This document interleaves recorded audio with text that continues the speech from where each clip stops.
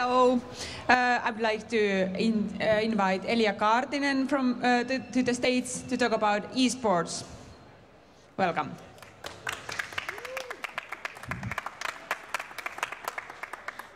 Thank you. My name is Elia, Mr. Jelio Kaartinen, and today I'm here to talk about eSports and how it could be used as a tool for youth work here in Helsinki or any place else. But first, why I'm here is a reason called Good Game Squad. Is a team, an organization. I'm going to talk about that a bit later. But I've been working with youth and esports for 2 years now, and I'll be talking about a bit about esports history and how we ended up to this point that I'm talking here, and we have this huge event dedicated mostly to esports, and then I'm going to look at esports from the point of view of youth work.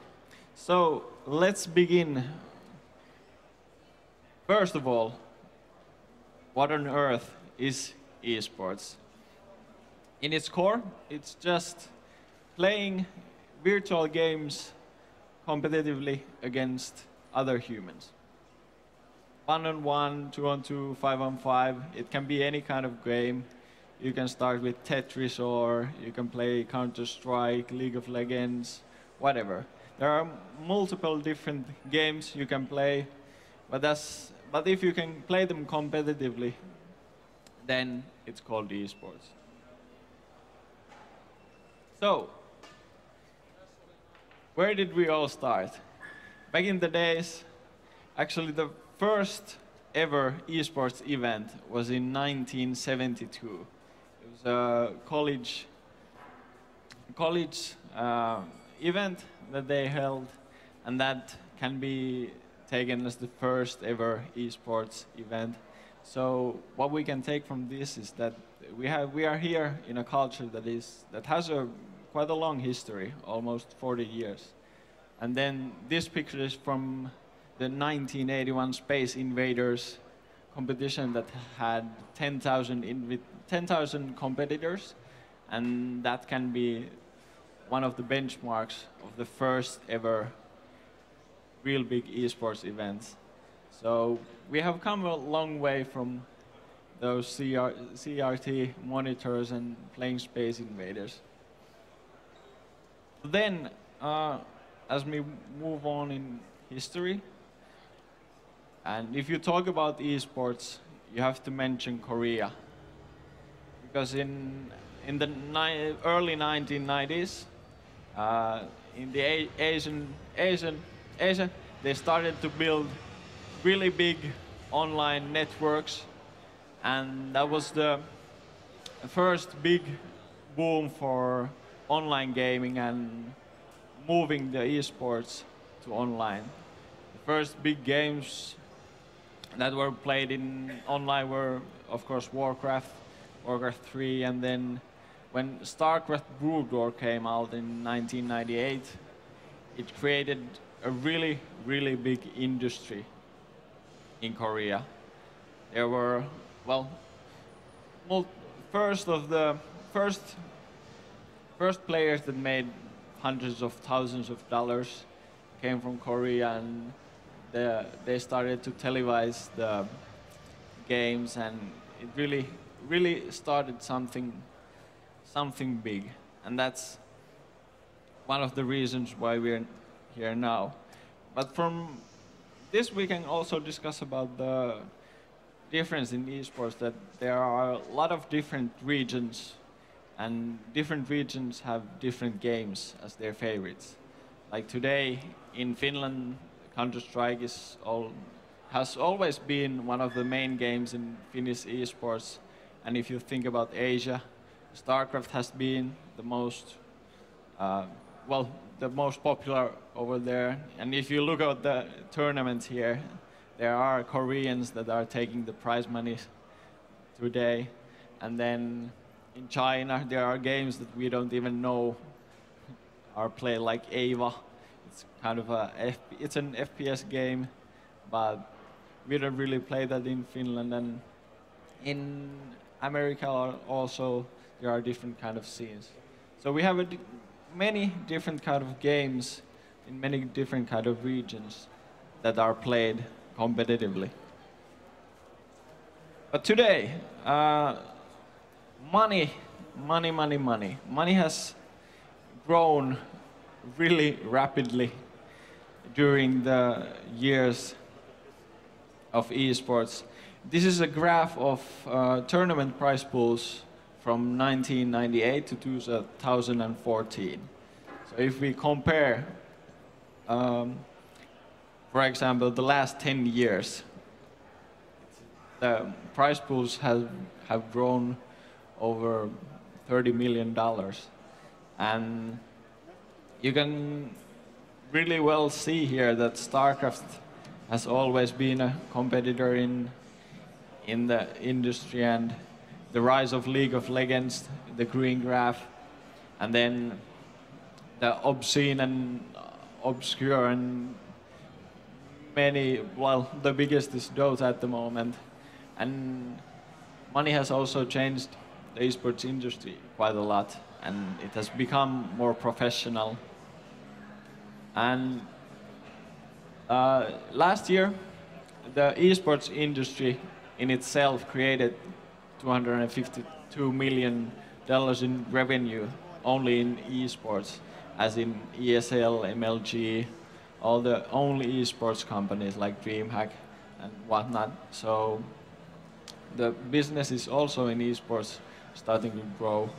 And then if we also take the marketing money from different companies, then the pot is really much bigger. But only in esports it was $252 million in revenue. And then, well, the biggest prize pool at the moment is the 60 million in Dota 2. And the most views were 32 million viewers during the League of Legends Season 4 championships. So the viewership and money has really grown from the early days. And as esports is a really young industry, there aren't really much, there are quite a lot of times when it seems like there are no rules in play. There has been a lot of, well, scandals in Korea, and when you involve money in a young industry, it also brings bad kind of people. So if you think that in a youth work context, then you need people that guide young players about what kind of deals they can make, and so that you don't get in a bad state or whatnot. And then also this money also brings big dreams. Young players see pro players getting big dollars and they want to get there, but of this whole prize pool money, it has only gone to something like 1,000 players or people. So it really is a hard way to get up to the prize pools. And then, of course, if you want to talk about esports, you have to mention Twitch TV. Well, we know that Twitch is a platform to broadcast your gaming, and also the tournaments have gotten most of the exposure from the internet, as the esports culture was born first and then came online. And when you have a culture that is only been online and the viewerships are only in online, it has been a difficult road to get public exposure for esports. When you say to an older person that, okay, I watch games on the internet like Twitch TV, you know, they don't know. They don't know what kind of masses are watching these games. And well, the reason that, well, one of the reasons that esports has grown is the accessibility of Twitch and streaming. When you think about, I can put up a stream anywhere, and if I have a decent enough computer, and I can get viewers to watch what I do. And many young kids can think that, okay, I see these players, they have a lot of viewership, they use their money on skins, and they get all this kind of stuff. I want to be that guy. But then there are hundreds of thousands of young players also wanting the same dream. So it's easily accessible to the viewers, but if you want to get up there, it's not so easy. Then,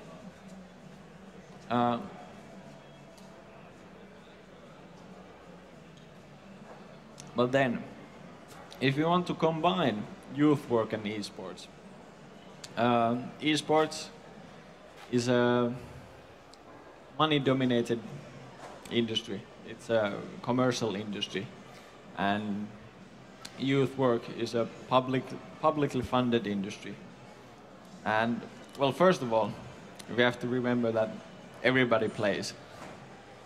Almost everybody in the younger generation plays some kind of games, and that is something that youth work has to recognize.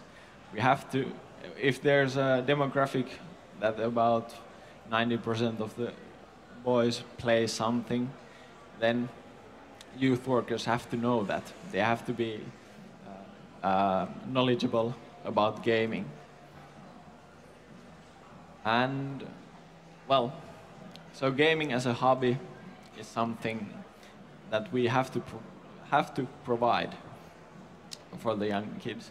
For example, the goals in youth work is to provide meaningful activities to the youth. So gaming is an activity that is growing all the time. So we have to come up with some kind of activities that can provide meaningful content for those kids. And gaming, we have to come up with some kind of models that we can use to provide kids with gaming-related activities. And then also, when it comes to youth work, the kids know what they do. They love gaming. The gaming is a thing from their heart. They love it. It's something they want to do. After school, okay, they want to go and play. Gaming is something they want to do. They have their own culture. They connect with people from other countries. They connect with their friends via gaming. But maybe their parents don't understand what it means to be a gamer. They don't understand that that is something that they love. Can be a thing that's thought as when the kids' parents were young, their favorite thing was to go outside and play ice hockey or something. But nowadays, the same thing that they felt passionate with is nowadays can be gaming, or it can be something else. For example, I was talking to some parents about gaming, and one of the guys' parents was really worried about his child because he doesn't go outside, he only just plays. And he thought that when I was young, I went to the garage and did stuff with my motorcycle, and that was something I felt really passionate about. Well, I tried to explain to him that that's something that your kid is really passionate about can be the games that he plays. He can be making something on his own in the gaming community. You were doing something with your motorcycle back in the days, and now he's doing something with the games. So it's something that we have to talk about, because for me, well, gaming is also a really dear hobby. It's something I want to do in my pastime. I want to use my time in it, and I've been streaming and organizing and whatnot. So well, it's a big thing for us gamers, but we have to tell about it to others also. What has been done in youth work earlier? Well, Pelitalo is a good example. They have 40 computers in the one space and they have a lot of games there and organize free gaming events. Like you can come there every week to play with your friends, and it's a place that the city provides gaming. Well, it provides the computers, and you can come just to play. And also some kind of camps have been there with game development and gaming. But it's in youth work, the game development movement has been really good in the later years, but gaming hasn't so much come at the same tempo. And also one thing that is lacking at the moment with youth work is workers who know gaming. If you want to do eSports related youth work, you have to be in the scene. You have to know what games are played at the moment. It isn't enough that you know, okay, I have played Tetris or I have played something, but you have to really know about the games that are played at the moment. You maybe have to watch the tournaments.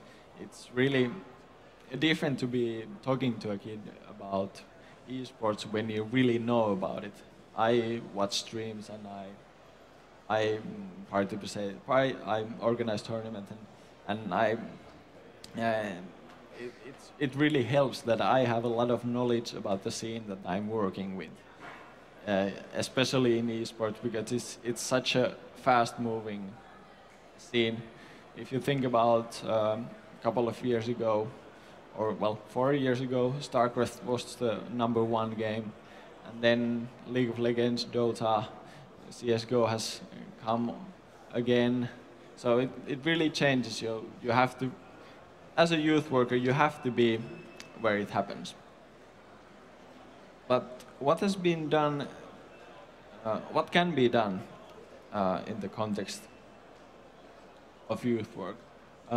Tournaments and streaming are a couple of really good things to do together, like organizing a tournament together with kids who have passion about the esports. For example, they might have the passion, but they might lack the resources to organize a tournament or go to a tournament. So, in the city of Helsinki, for example, well, they have computers and equipment and whatnot too. They can use those to get, okay, if some player comes, hey, I'd like to organize a tournament, then they can provide computers and guidance to it. Okay, I know some people in the scene who know about tournament organizing, and I can help you to get more into the scene. So in youth work, it's more about connecting the young people with the professionals, and the youth worker is the one who knows the connections from the kids to the people who really make the stuff. And also, if you streaming can be done, and there are streaming equipment to be used in Helsinki city. And also, what I would like to see more is tournaments held between different youth houses. Like in Helsinki, there are a lot of places that have computers, so tournaments between them, and also, well, esports can be done online, so tournaments against other people in all around Finland. There has been a national FIFA tournament for only those in the under the youth work, so there were games from Rovaniemi and all around Finland. So tournaments can bring together people who are enthusiastic about the games, and it really has something real, a real feeling in it. And then, Good Game Squad is something I've been working on for half a year. It's an eSports organization for young players. We started working on it for back in December, and the first, well, we had tryouts. We first players sent applications. We got something like 150 applications from players who wanted to come to play to an organization. And the goal is to provide a platform to train in and get into the scene. So many young players, it's really hard to get into the pro scene or have a feel about it, because most of the applicants said that they really want to practice and get better in the game, but their friends, well, they play mostly with their friends, of course, but they said that their friends are not so enthusiastic or competitive about the games. So that now we could provide some kind of a platform for these kids who really want to get into esports, to train and get coaching. So we have 5 coaches in total, 3 in Counter-Strike and 2 in League of Legends, and we have 2 teams in both of these games, and we came to Assembly to compete in the casual tournaments. And it's a pilot project that has been funded by the city of Helsinki, and the idea is to spread this kind of a youth work model to different cities all around Finland. And if you think about the different aspects, you can in sports, for example, you have many organizations that play competitive football or ice hockey, but they also have like junior teams. In esports, because it's such a young sport, there aren't any junior organizations that can provide coaching or help to young players who want to become better at what they do. And the good thing about Good Game Squad is that the organization, us, we don't give any, we don't have any demands that you have to win this tournament or you have to be this good at this point, and then if you are not that good, we aren't going to kick you. Because that's how the normally the industry behaves when it's market driven, when you have to achieve something for the sponsors. But we, as we are publicly funded, we are just going to provide a platform for practicing and getting together with other players, and then the players themselves set goals for themselves and the teams, so they can get better and do something what they love to do. And we want to show with Good Game Squad that esports is a serious hobby. It can be as serious as football or ice hockey or whatever kind of a sport. Because, well, the players train for themselves. We meet once in a week to discuss with them about how the week has gone and give them coaching, and also if there are problems within the team that they can solve for themselves, we help with that also. So this has been something that I've been managing this half a year, and it's been going quite great, and hopefully today as our players get to play in the tournaments, we can see some results from their half years of training, and hopefully see them also in the future. And then about the future of youth work and esports, these were some kind of things that are happening at the moment, but what about the future? What I would like to see, the cooperation with public funding and private sector funding, and what kind of possibilities that it can create.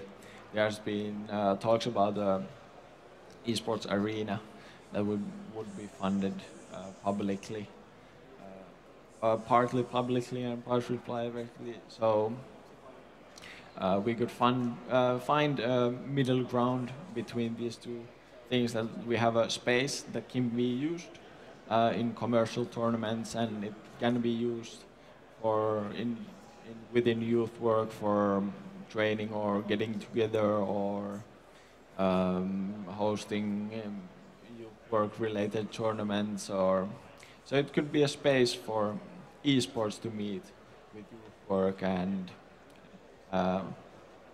companies to meet with young people, and it could be a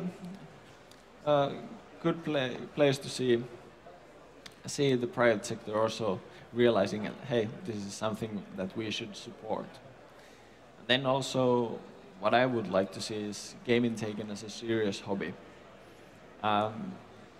It is something that is happening at the moment, I think. What we can see from Yle showing the matches in Counter-Strike, and what the earlier panelists said earlier, that people are greeting the players, and it's cool nowadays to know a esports celebrity, and it's cool. It's okay to be a fan of a esports team, and well, I've also seen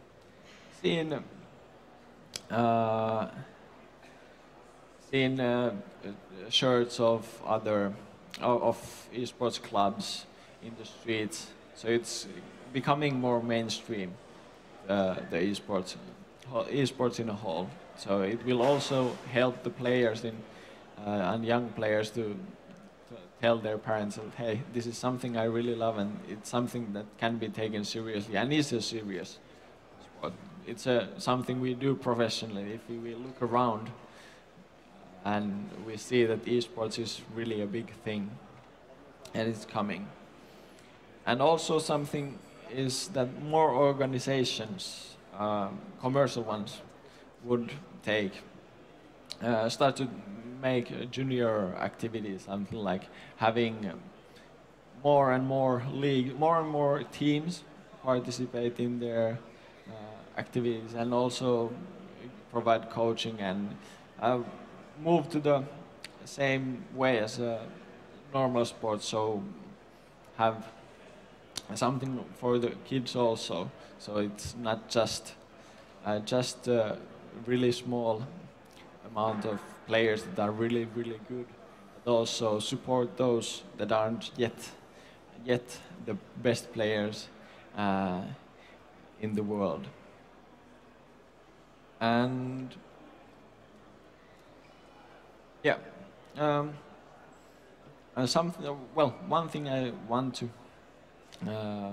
to say about, well, one of the last things I want to say is about the great things in esports. It's something that gathers those who love it together, and in a team. If you think about a person who wants to do esports really passionately, and he only has his friends, or he's only playing alone.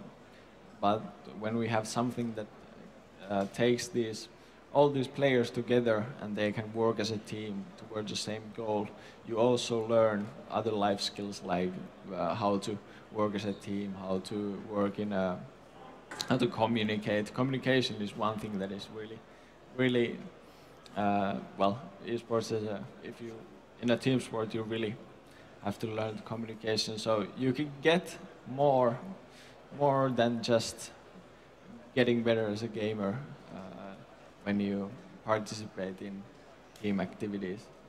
And it's something that I really love seeing in esports is that people come together and work towards the same goal, and we get to see and meet new people, and it's a really interesting journey and it can help a lot of kids to get together and be social and learn something new also while they're gaming. So, anybody have any questions?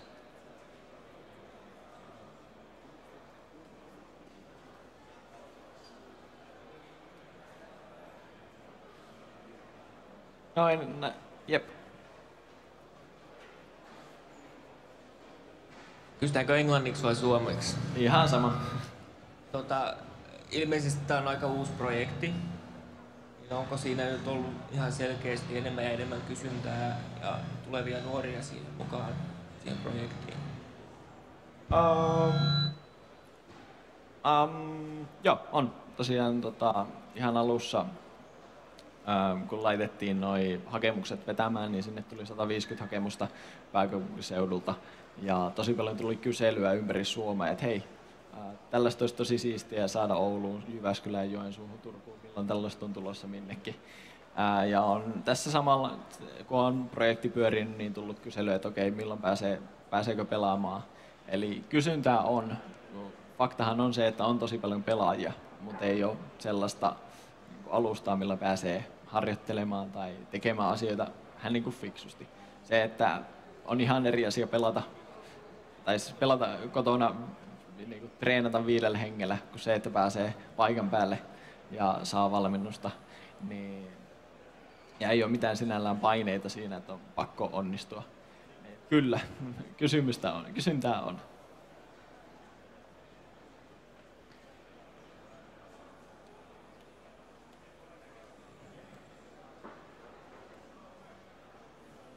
Hei, tämä on tosi mielenkiintoinen juttu. Meillä on Porissa ollut tämmöinen kuin Anti-Flame League, tiedät? Joo, kyllä. Ja me ollaan käytetty sitä tapahtumissa sitten keinona jutella nuorille. Mä oon ollut siis ihan vaan charity, mikä se nyt on suomeksi, siis vapaaehtoistyöntekijänä siellä. Ja mua kiinnostaisi tietää, että millainen tämä valmennus tapahtuu. Okei, siis no ihan meillä on joka maanantai on treenit, jossa kokoonnutaan yhdessä samaan tilaan, niin siellä jokainen valmentaja on sopinut aina, sopii sen päivän aikana, että okei, mitä treenataan sillä kertaa. Esim. CS:ssä voidaan katsoa läpi, että okei, nyt tänään keskitytään terroristipuoleen Infernossa, tai mietitään, että okei, nyt pitäisi saada kommunikaatiota vähän paremmin hoidettua. Ja sitten sopivat pelaajien kanssa, mitä tekee viikon aikana. Jos itse asiassa tässä on pelaajia, niin jos joku haluaa kertoa tarkemmin tästä valmennuksesta, niin saa avata sanaisen arkun, mutta voi myös hoitaa puhumisen. Siellä on itse asiassa meikä Hiivetti voi kertoa vähän valmennuksesta enemmän. Joo, no niin. Valmennusta meillä on tosiaan maanantaisin. Yleensä etukäteen jo vähän sovitaan, että mitä me treenataan aina maanantaisin. Ja sitten viikon mittaankin valmentajat on mukana parhaansa mukaan katsomassa pelejä ja niin kuin, silloin jo ohjaamassa. Mutta maanantai on niin kuin se, milloin me pääasiassa treenataan. Joskus on 2 valmentajaa saman asian parissa ja joskus on 1 pyörimässä siellä. Ja mä nyt sain hirveän blackoutin, mitä kaikkea mun piti sanoa, mutta joo. Onko sulla Ertsa? Sano jotain. Okei. No, ei mulla varmaan muuta. Yeah. Toinen kysymys tuli tuossa mieleen. Miten sitten nuorisotyön kannalta pelaajat, jotka ei välttämättä halua olla kilpapelaajia? Joo, siis no kilpapelaaminen on vaan yksi osa, että kun ollaan siellä tosiaan pelitalolla käydään joka maanantai, niin sitten siellä myös tarjotaan ihan kaikille, kuka tahansa, joka vaan kokee, että pelaaminen on kivaa, niin saa tulla muutenkin pelailemaan. Et sitten on myös just nuorisotaloilla on nykyään enemmänkin nähtävissä justiinsa, että on huomattu, että pelaaminen vetää nuoria ja siihen tarvitaan jonkinlaista ihan vaan sellaista yhteistä pelaamista, että on justiinsa sellaista lollikerhoa, jossa vähän opetellaan pelaamaan tai sitten ihan vaan yleistä pelailua. Ja, melkeinpä joka ikisessä nuorisotalossa löytyy konsoli, jossa on FIFA ja NHL. Mutta nyt enemmänkin ollaan menossa siihen suuntaan, että löydettäisiin jotain sellaista konkreettista, vähän enemmän kuin pelkkää pelailua, että saadaan tuotua just nuoria yhteen tekemään yhdessä jotain. Miettimään vaikka itse, että jos ne haluaa lähteä Minecraftin rakentamaan jotain, tai on esimerkiksi rakennettu just omaa kotialuetta, tai mitä ikinä. Että no, mahdollisuudet on rajattomasti, että kunhan vaan on että ainut mitä tarvitaan on laitteita ja sitten joku työntekijä, joka on tietoinen peleistä ja keksii jotain niin kuin, miten sitä pelejä voi käyttää nuorisotyön välineenä. Eli se on aivan niin kuin rajaton työkalulaatikko, pelit ja pelaaminen, mutta sitten että miten niitä pystyy hyödyntämään, niin se on sitten asia erikseen. Ja joo, on.